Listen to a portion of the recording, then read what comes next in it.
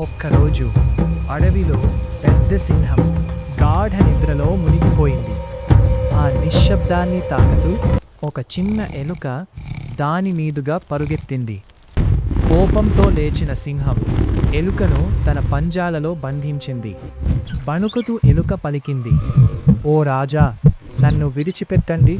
ఒకరోజు నేను మీకు తోడుగా నిలుస్తాను." ఆ మాటలపై సింహం చిరునవ్వు నవ్వింది, కాని దయతో దానిని విడుదల చేసింది. రోజులు గడిచాయి. ఒకరోజు వేటగాళ్ల వలలో చిక్కుకుని సింహం సహాయం కోసం గర్జించింది. ఆ అరుపు విన్న ఎలుక చిన్నదైన ధైర్యంగా పరుగెత్తి వచ్చింది. తన చిన్న పళ్ళతో పలను కొరికి సింహానికి విముక్తి ఇచ్చింది. ఆ క్షణంలో సింహం గ్రహించింది, చిన్నదైన హృదయంను గొప్పదైతే సహాయం అమూల్యమవుతుంది.